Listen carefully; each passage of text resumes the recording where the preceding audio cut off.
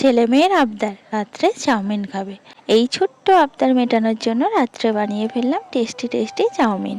শুভ সন্ধ্যা বন্ধুরা, আমি টুকুন। কেমন আছো তোমরা সবাই? আশা করছি সবাই খুবই ভালো আছো, সুস্থ আছো, আর তোমাদের ভালোবাসে আমরাও কিন্তু খুবই ভালো আছি। তো এখন দেখো আমি দুধ চা বানিয়ে নিচ্ছি। তাহলে চলো গরম গরম চা খেতে খেতে আজকের ভিডিওটা শুরু করা যাক।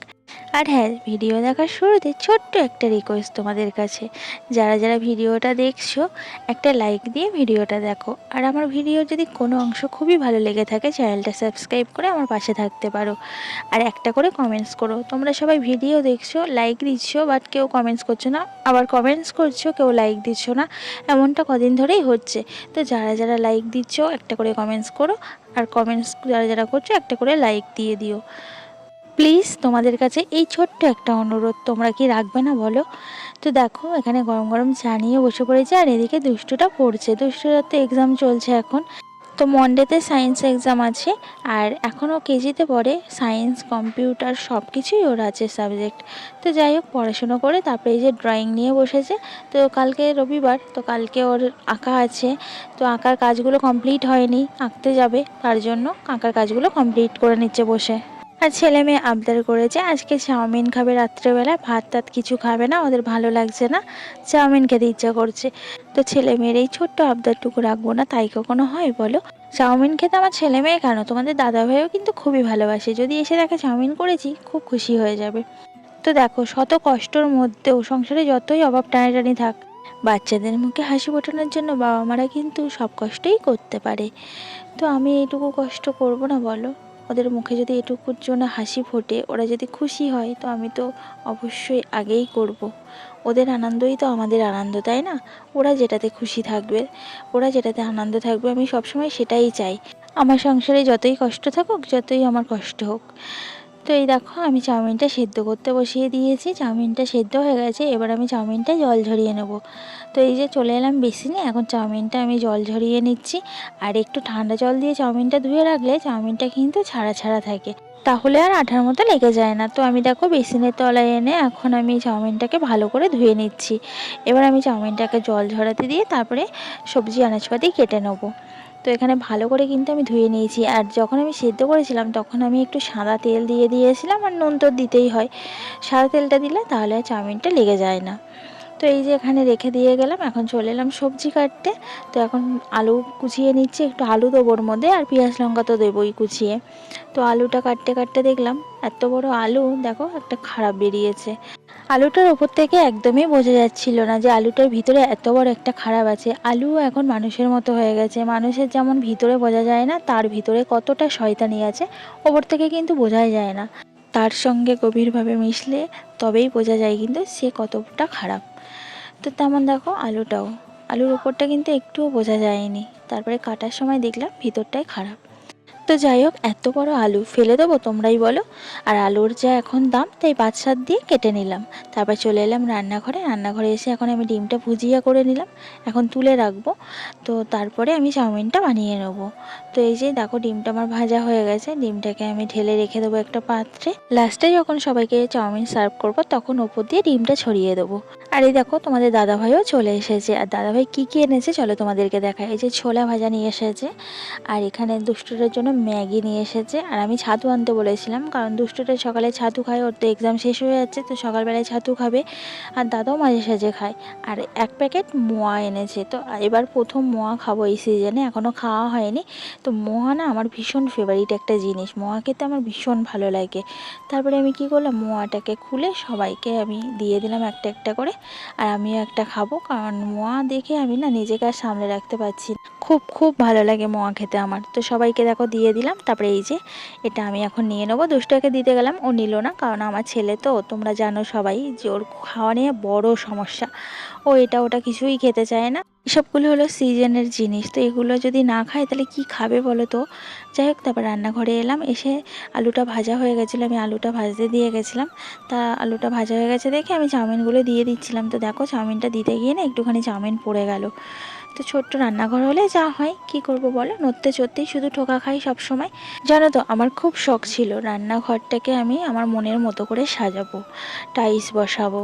বাট এতটাই ছোট রান্নাঘর, টাইলস বসানোর মতো মানে উপায় নেই। আর এখনও সেইভাবে আমাদের বাড়িতে কিছু ভাগাভাগি হয়নি যে নিজের মতো বানিয়ে নেবো। তো যেটুকু যা আছে এভাবেই এখন চালাতে হবে, কারণ তারপর যখন নিজেদের পার্সোনাল হবে তখন নিজেদের মতো করে করে নিতে পারবো।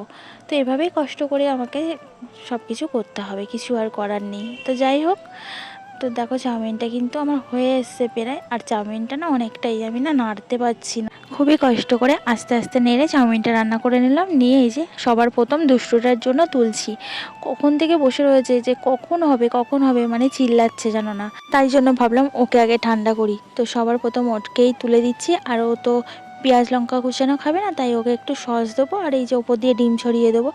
তো দেখো আমি ওপর দিয়ে ডিমটা ছড়িয়ে দিলাম, দিয়ে এবার একটু সস দিয়ে ওকে দিয়ে দেবো। তো আমার মেয়েকে দিয়ে পাঠিয়ে দিলাম ওর দেওয়ার জন্য। ও ভীষণ চেল্লামিলি শুরু করে দিয়েছে, চাউমিন খেতে তো খুবই ভালোবাসে।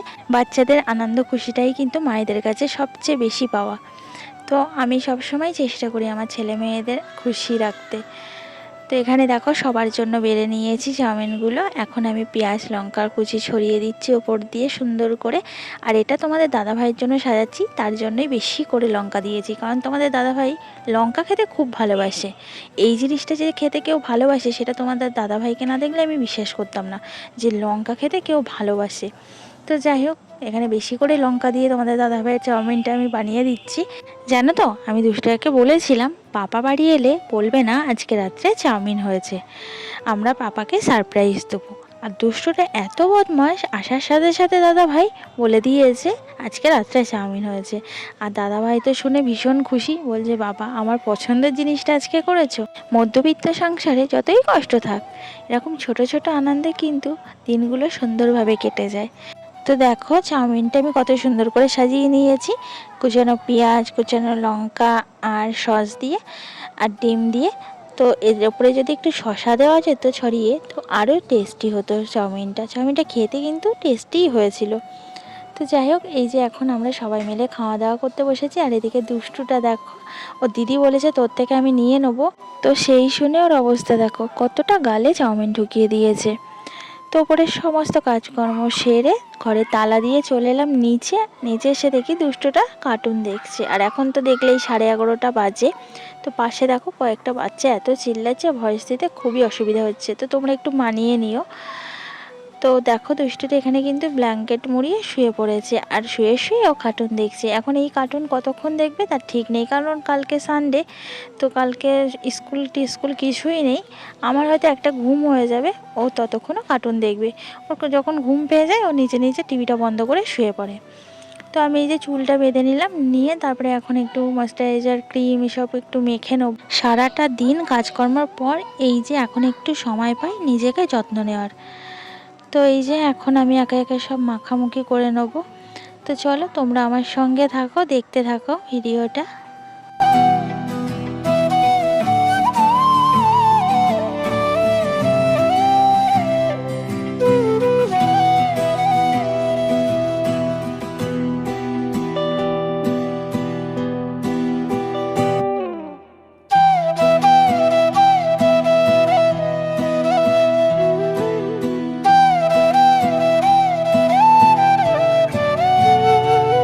ওপরে ছিলাম, ভীষণ ঠান্ডা লাগছিল, ওপরটা পুরো ফাঁকা আর প্রচণ্ড ঠান্ডাও লাগে আর হাওয়াও দেয়। আর নিচের ঘরটা না ভীষণ গরম, তো নিচের ঘরে এসেছি আর খুব গরম লাগছে, তার জন্য সোয়েটারটা খুলে ফেললাম। তো এই যে একটু নাইট ক্রিম মেখে নিলাম আর একটু ময়েশ্চারাইজার মেখে নিলাম, গা হাত পাগুলো যেন কেমন খসখস করছে। সারাদিনে তো নিজের প্রতি তাকানোর সময় পাই না, তো এই রাতটুকুই একটু যে সময় পাই, তো তারপরে একটু জল খেয়ে নিলাম, ভীষণ জল তেষ্টা পেয়েছে। সেই সকাল থেকে উঠে সংসারে এত কাজ সামলানো, দুষ্টটার পিছনে ছোটাছুটি, ওকে সামলানো, শরীর যেন আর দেয় না।